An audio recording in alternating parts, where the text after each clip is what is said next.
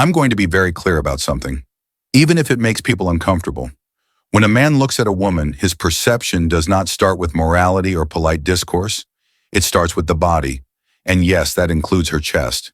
Not because of perversion, not because of immaturity, but because the male brain is biologically wired to react to very specific signals. Pretending this doesn't exist is lying to yourself. Women know this very well. What they test is not whether you look. What they test is whether you are comfortable with what you feel, without justifying yourself, without apologizing, without submitting. And this is exactly where many men betray themselves. Because the moment you disconnect from your own instincts, the moment you try to sanitize desire, the moment you replace presence with politeness, you lose something essential, not respect, attraction. Here is the uncomfortable truth. Most men try to make women desire them through logic, effort, music, and total availability. And that is precisely why it fails. They believe that if they are kind enough, attentive enough, emotionally available enough, women will eventually feel something. They believe that desire is a reward for correct behavior. It is not. Desire does not work like a contract. It does not emerge from explanation. It does not grow because you did everything right.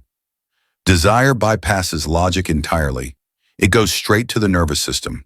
It is visceral, automatic, music unconscious, and it does not care how good of a man you are on paper.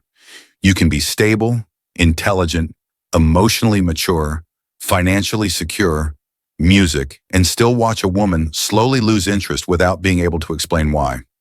Not because you did something wrong, but because you activated the wrong mechanisms. Most men misunderstand where attraction actually lives. They assume attraction is a decision, music, a judgment, a rational evaluation. But attraction happens before judgment, before thought, before language. By the time a woman explains why she feels something or why she doesn't, her body has already decided. And this is where men get trapped. They keep trying to speak to the thinking mind while attraction is being governed somewhere else entirely. Here is a crucial distinction. Respect and desire are not the same thing. You can earn respect through consistency, reliability, and moral alignment. But desire does not respond to those variables in the early stages. Desire responds to tension, to polarity, to contrast. And when those elements are missing, attraction never fully ignites. This is why so many men end up confused. They do everything they were taught to do.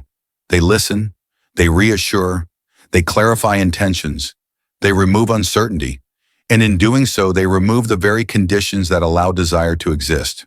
Because desire needs space, it needs ambiguity, it needs the possibility of loss. When everything is known, secure, predictable, and explained, the nervous system relaxes, and relaxed systems do not crave. Let's talk about availability. Availability is often confused with generosity, but psychologically, availability signals something else. When you are always reachable, always ready, always adjusting your schedule, always prioritizing her time over yours, you are not signaling devotion, you are signaling low scarcity. And the human brain, male or female, assigns value based on scarcity. This is not a social construct. This is neurological. What is rare is valuable. What is abundant is taken for granted. When your attention is unlimited, it loses weight. Not consciously, subconsciously. Her rational mind may appreciate you. Her body disengages because desire is not appreciation. It is activation. Another uncomfortable truth. Predictability is comforting, but comfort is not arousing, at least not at the beginning. Early attraction feeds on stimulation, not safety. When every interaction with you follows the same emotional rhythm, the nervous system stops responding. You become emotionally flat, not offensive, not unpleasant, just neutral. And neutrality is deadly for attraction. This is where many men misunderstand masculinity. They believe being safe is the goal, but safety without tension is invisible. Masculinity at its core is not aggression or dominance. It is grounded music presence. The ability to stand in your impulses without collapsing into guilt or overcompensation.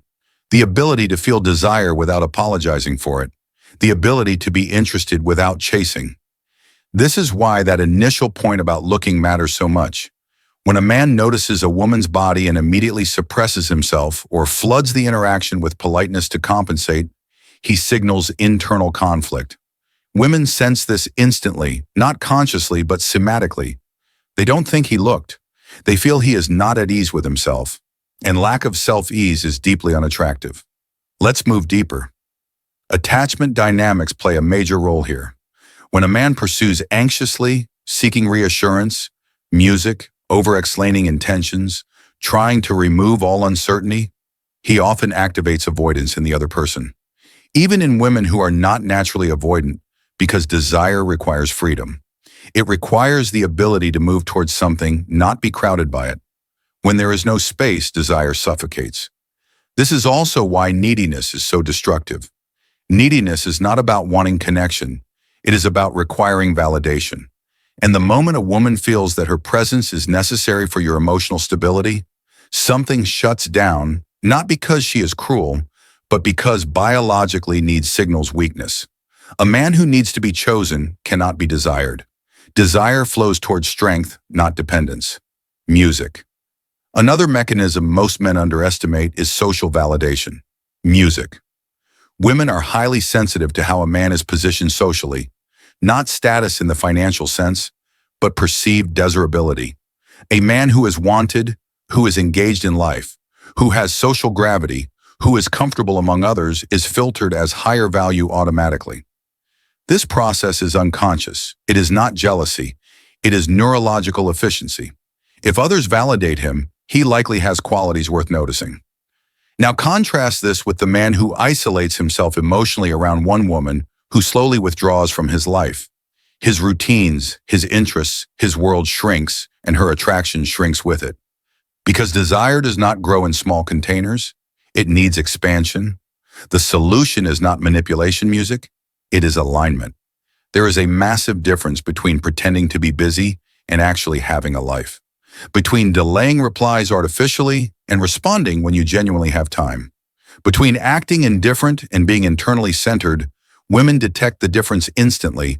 Authenticity matters, not moral authenticity, energetic authenticity. Here is what genuine masculine alignment looks like in practice. You do not abandon your plans to accommodate last-minute changes, not to punish music, but because your time matters. You do not overx because your attention is not surplus. You express interest clearly, music without begging. I'd like to see you again, not tell me when you're free. I'll adjust. You are comfortable with pauses. Silence does not threaten you.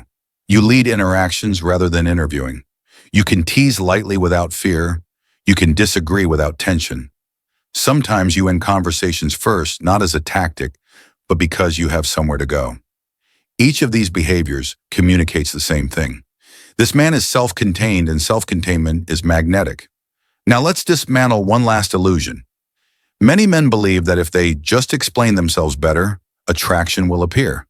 But attraction does not need explanation. It needs embodiment. You cannot talk your way into desire. You can only position yourself in a way that allows it to emerge. Let's summarize this clearly. Desire is not negotiated. It is triggered. It does not respond to moral effort. It responds to psychological signals, scarcity, contrast, presence, self-possession, social gravity. None of this requires manipulation. It requires honesty with yourself first. If you suppress your instincts, you leak insecurity. If you chase validation, you signal need. If you abandon your life for approval, attraction dies. The paradox is simple. The more complete your life is, the less you need desire. And the less you need it, the more likely it appears. If this resonated with you, reflect on it. Not emotionally, strategically. Where have you over-explained? Where have you over-invested? Where have you replaced presence with politeness? That's where the shift begins. And that shift has nothing to do with women. It has everything to do with you.